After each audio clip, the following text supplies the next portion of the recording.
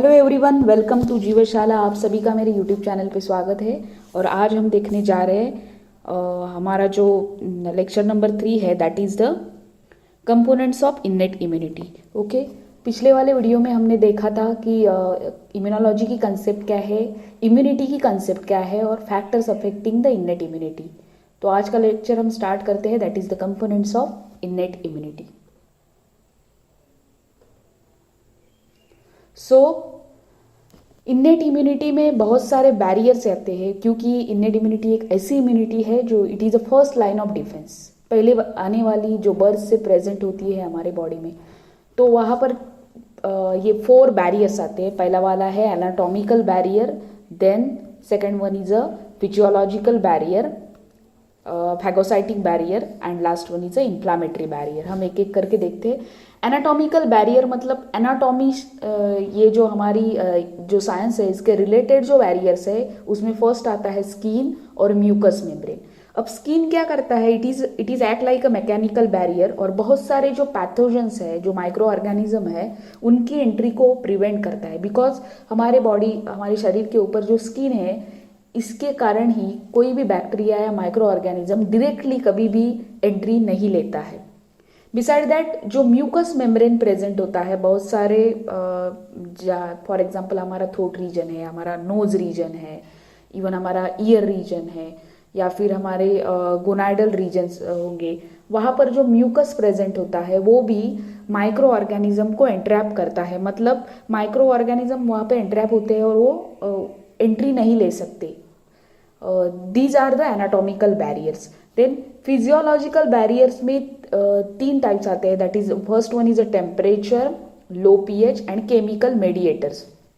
Temperature अब क्या करता है, जब भी कोई पैथोजन हमें इन्फेक्ट करता है, मतलब वो उसने अगर हमें अटैक किया, इन्फेक्शन कॉज किया, तो हमारे बॉडी का टेम्परेचर इंक्रीज होता है। इसका मतलब हमें फीवर आने लगता है। दैट फीवर ऑल्सो किल्स और inhibits the growth of some pathogens. Beside that हमारे स्टमक में जो एसिडिक पीएच है, एसिडिक का मतलब जो 7 के बिलो 7 पीएच है, दैट एसिडिक पीएच ऑल्सो क्या करता है, it kills some ingested microorganism. मतलब जो भी इन्फेक्टेड माइक्रो ऑर्गेनिजम्स हो गए, बैक्टीरिया वगैरह, उनको एसिडिक स्टमक का एसिडिक पीएच क्या कर सकता है, किल कर सकता है। और केमिकल मेडिएटर्स कौन कौन से हैं, तो जैसे कि लाइसोजाइम है। Lysozyme is a hydrolytic enzyme which is present in our different liquids, like हमारे जो टीयर्स होते हैं, देन मिल्क है, सलाइवा है, यहाँ पर एक एंजाइम प्रेजेंट होता है, दैट इज द लाइसोजाइम। ये लाइसोजाइम हाइड्रोलाइटिक एंजाइम है। ये क्या करता है, बैक्टीरिया जो होता है ना, बैक्टीरिया की जो सेल वॉल होती है, हमारे सेल्स, एनिमल सेल्स को कभी सेल वॉल नहीं होती, bacterial cell have outer covering, that is the cell wall. ये सेल वॉल पेप्टिडोग्लाइकन से बनी होती है और बैक्टीरिया में वो पेप्टिडोग्लाइकन की लेयर को क्लीव करने का, डिस्ट्रॉय करने का काम कौन करता है, हमारा लाइसोजाइम करता है। Beside that interferons are also there. जब भी हमारी सेल को वायरस इन्फेक्ट करता है, तभी ये इंटरफेरॉन क्या होते हैं, प्रोड्यूस होते हैं, इंड्यूस होते हैं, और ये एंटीवायरल इफेक्ट प्रोड्यूस करते हैं। ओके, देन कॉम्प्लीमेंट सिस्टम जो है उसमें 30 प्रोटीन्स आती है, that complement proteins will lyse microorganism और दे फैसिलिटेट द फैगोसाइटोसिस। हम आगे देखेंगे फैगोसाइटोसिस क्या होता है, पर एक्चुअल में यहाँ पर अगर कहना चाहे तो phagocytosis is a step in which क्या किया जाता है, किसी भी माइक्रो ऑर्गेनिज्म को, या बैक्टीरिया हो या वायरस हो, उसको ये जो फैगोसाइटिक सेल्स होते हैं वो एंगल्प करते हैं, उसको खा जाते हैं। Okay, toll like receptors present होते हैं, माइक्रोबियल मॉलिक्यूल्स को रिकॉग्नाइज करते हैं, और कई कलेक्टिन्स नाम के प्रोटीन्स भी है जो पैथोजन के सेल वॉल को क्या करती है, क्लीव कर सकती है और डिस्ट्रॉय कर सकती है। तो ये हो गए physiological barriers. Then phagocytic and endocytic barriers कौन से हैं, तो अभी कहा जो फैगोसाइटोसिस है और एंडोसाइटोसिस। एंडो मतलब कई बहुत सारे ऐसे सेल्स है जो क्या कर सकते हैं, एंडोसाइटोसिस, एंडो मीन्स इनसाइड, जो भी माइक्रोब हो उसको क्या कर सकते हैं, एंगल्प कर सकते हैं, खा जाते हैं। हमारी सेल की भी एक प्रॉपर्टी है, that cell will drink. Okay, वो ड्रिंक कर सकती है। ड्रिंक मतलब कोई अल्कोहल नहीं लेती है, यहाँ पर क्या करती है, जो भी बाहर आता है ना, जो भी कुछ आया है उसको क्या कर सकती हो, एंगल्प कर सकती है, खा सकती है, पी सकती है।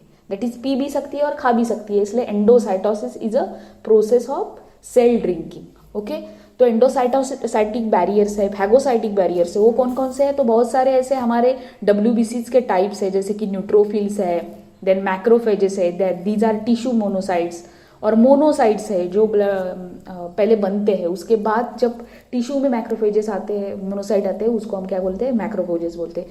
तो ये दोनों क्या है? फैगोसाइटिक बैरियर्स है। और लास्ट आते हैं इसमें इन्फ्लामेटरी बैरियर्स। अब इन्फ्लामेशन का मीनिंग क्या है? मैंने पिछले वाले वीडियो में भी कहा था कि जब भी कोई हमें डैमेज होता है, टिश्यू को डैमेज होता है, इन्फेक्शन होता है, वहाँ पर वैस्कुलर फ्लूइड का लीकेज होता है। ओके, वहाँ से सीरम प्रोटीन्स क्या होते हैं? प्रोड्यूस होते हैं, और वो एंटीबैक्टीरियल एक्टिविटी या फैगोसाइटिक एक्टिविटी क्या करते हैं? वहाँ उस जगह पर दिखाते हैं। इन्फ्लामेशन के और भी सिम्टम्स क्या है? तो रेडनेस आती है हमें, इचिंग होता है, ये भी क्या है? इन्फ्लामेशन के सिम्टम्स है। ओके, तो इन्फ्लामेशन जब भी हमें कोई मॉस्किटो या कोई इंसेक्ट्स या फिर और कोई बाइट करता है, जैसे कि हनी बीज वगैरह हो, अगर हमारे बॉडी में उनका वेनम गया, तो वहाँ पर हमें क्या दिखता है? ऐसा रेडनेस प्रोवाइड होता है, ऐसा स्वालोइंग, ऐसी सूजन लगती है, या फिर क्या होता है? ईचिंग होता है। तो these are the inflammatory responses of our body. और वहाँ पे क्या होता है? वैस्कुलर फ्लूइड का लीकेज होने से सीरम प्रोटीन्स प्रोड्यूस होते हैं और फैगोसाइटिक वगैरह एक्शन दिखाते हैं। ओके, तो दीज ऑल आर द क्या हुए? Components of innate immunity. Okay, अगर ये लेक्चर आपको पसंद आया है तो मेरे चैनल को लाइक कीजिएगा, शेयर कीजिएगा, और मेरे चैनल को सब्सक्राइब कीजिएगा। तब तक के लिए थैंक यू।